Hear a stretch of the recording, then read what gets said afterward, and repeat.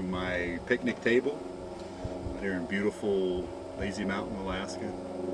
We're going to do Russian River snaggery flies. Okay.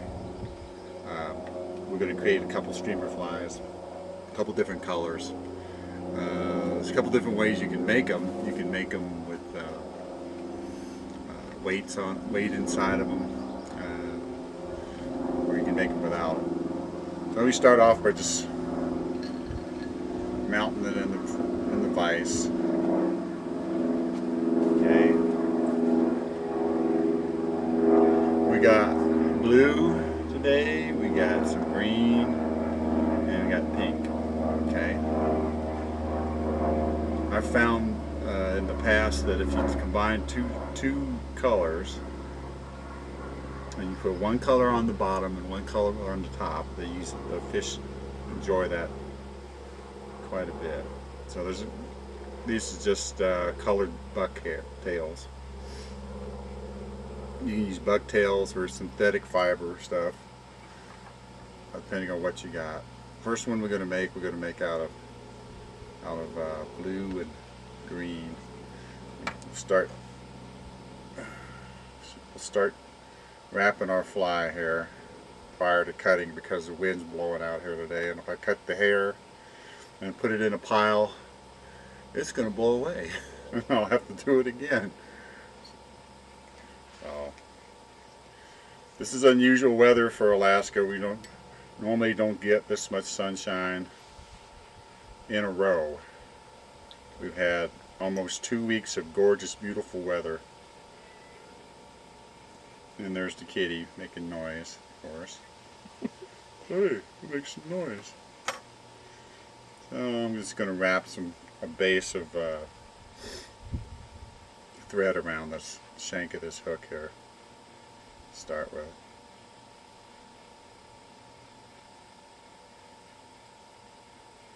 And you can go put as much or as you want on there.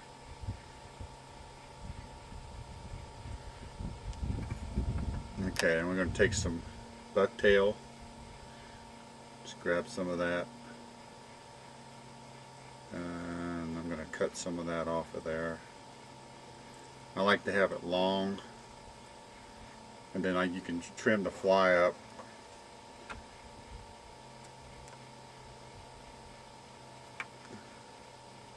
Once you got it put on there. Okay. Now I'm going to put a little bit on this on the bottom and on the top at the same time. Going to wrap it around there.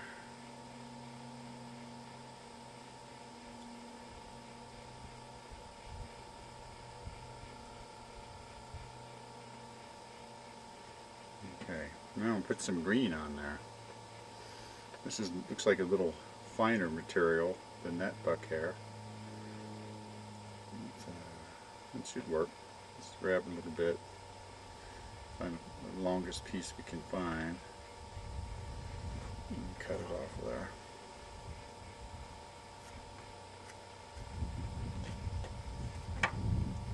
Oh, here comes the wind.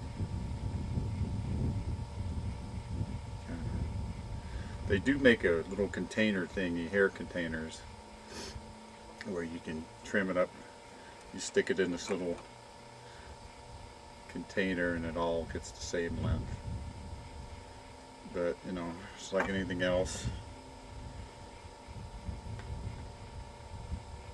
It all depends on how much money you got and how lazy you are. How much you want to impress your friends with what a great tire you are. Personally, I don't give a rat's ass. As long as I get fish for the freezer, I don't care if it looks good or not.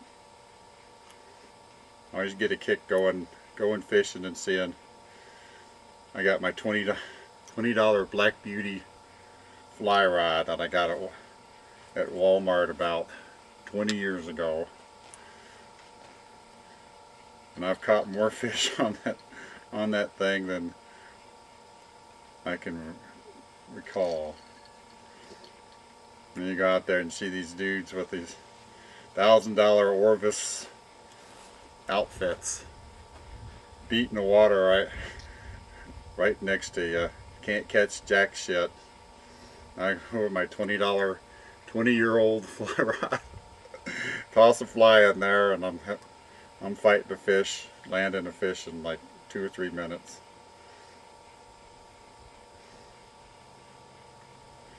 Sure, it's fun to make fun of them. The thing is, see, when you run into those types of situations, some of them guys will follow you like a damn puppy dog, a lost dog. You know, once they see you're catching fish, they want to know what fly you're using, you know, and how you're fishing it, and all that stuff. And then suddenly you get pissed off of being bugged. So you move up the stream, and what do you know? They're following you like a damn puppy dog. Every hole you stop to try out, they got to stop and get right next to you, 2 or 3 feet off your elbows, and cast over your cast. You know. And then then you get the smart asses that go, "Why you got a sidearm on? Why you got a gun? You gonna shoot the fish?" You go, "No, it's for assholes like you. It bug me."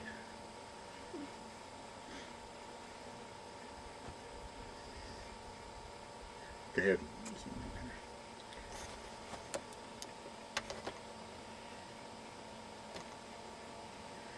Okay, as you can see, there's 2 tones here, and we got kind of like a solid black head. You can take other threads, other kind of threads, and tie the head off, like in red if you want. I've seen people paint the head with red nail polish, which is cool because it acts as not only a colorant, but it acts as an adhesive as well. But it's not necessary to go to those extremes if you don't want to. Okay. So now, last step, we just throw a little cement on there. Don't worry if you get it in the eyelet and stuff, because you'll probably have to poke the eyelet with a sharp object in order to open a hole through that glue. But make sure you get plenty of glue on there, or adhesive.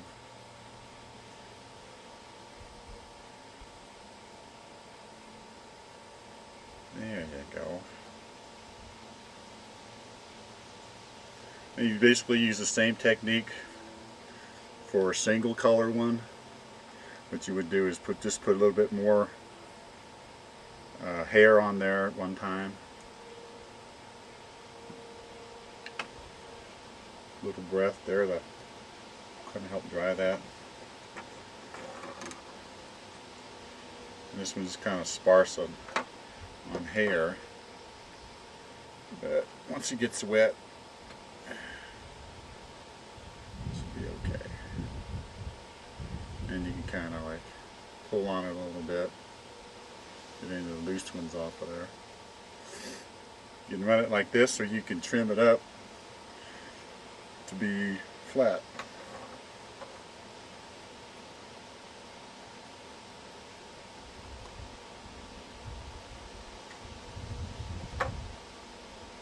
There you go.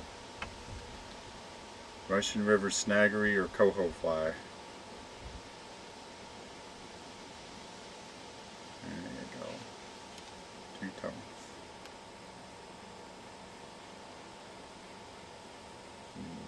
Okay. Put that down there. Okay, of course, the next one we're going to make is a pretty one for my wife. She likes pink. So we're going to make her a pink fly. Okay. The color pink is good to use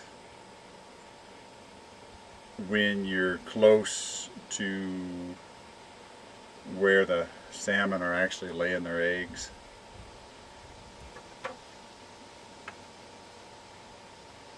because it kind of imitates an egg sac or a group of eggs.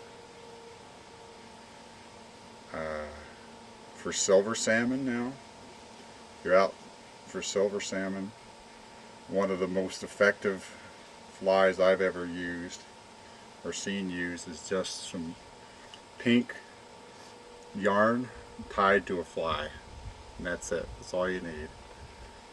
You just take some pink yarn and just tie a knot of it on the tip of your fly, let it brush it out a little bit and let it get wet, and you won't be able to keep them silver salmon off your line.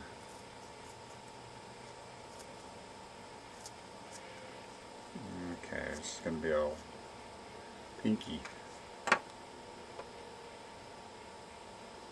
There's a lot of it there. I might not need that much. Got half of that. Kind of got to comb it out a little bit if you want.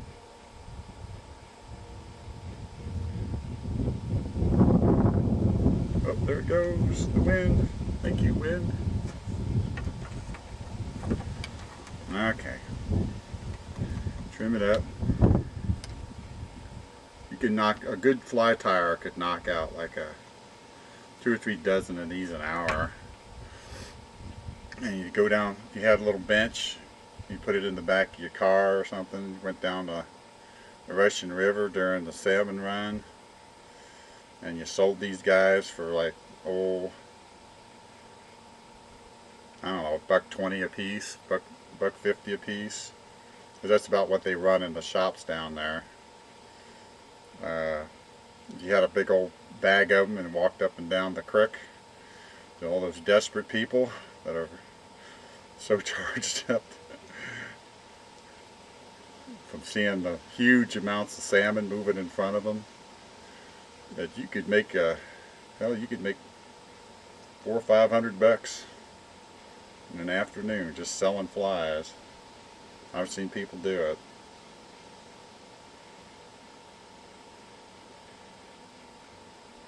And they're very simple to make. Some folks will look at these and say, well, you got way too much hair on there. You know, but you pound a glacier stream with these for 4 or 5 hours, and you're going to wind up with a fly that's got maybe a quarter of the hair you started out with, just because of the voracity of the water, the swiftness of the water, and the power that's hitting this thing. Now, for you catch and release guys, one of the last things you want to do with these is take the barb out with a pair of pliers, just flatten it out. That's usually what I wind up doing. It's so much easier to fish and kick the fish off the line if the barb's not on there. Boy, that sure does piss off the other people on the bank. Especially you got some pilgrims that have spent, oh, I don't know, maybe $2,000–3,000 to get to Alaska to fish, and they've been beating that water for, oh, it could be 6–7 hours straight. You step up beside them, throw in your line, and because you know the depth of the river and actually where the fish are going to be,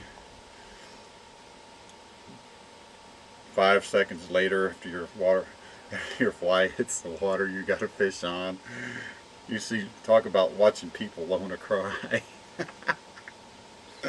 Oh, it's entertaining. I've seen people fist fight over this stuff. I've seen them shoot at each other.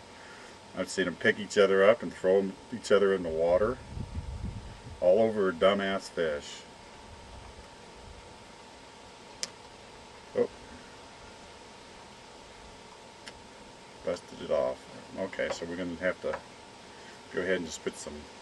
Oh, I'm going to have to just put some glue on there. I wanted to put some more wines on there, but Just busted it, and I don't want to take the time to redo it.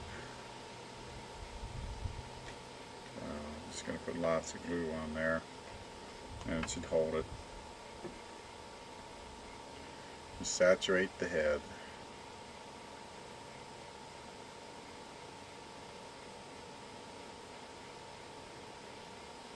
There you go. Okay. Well, that concludes our little adventure in fly tying. Hopefully we'll take you guys with us when we go to Willow Creek here on the 4th of July and slam a few king salmon with these flies, so you can see how effective they are. And we might be able to get on camera some of the hijinks of the local populace, like people throwing each other in the water, crossing their lines, fist fights, maybe even a gun battle or two. So stay tuned. And if you like these tapes, these will all be posted on YouTube. So if you like them, leave a good comment. If you don't like them, I don't give a shit. So, you know, find something to do with your life. Thanks a lot. See you next time.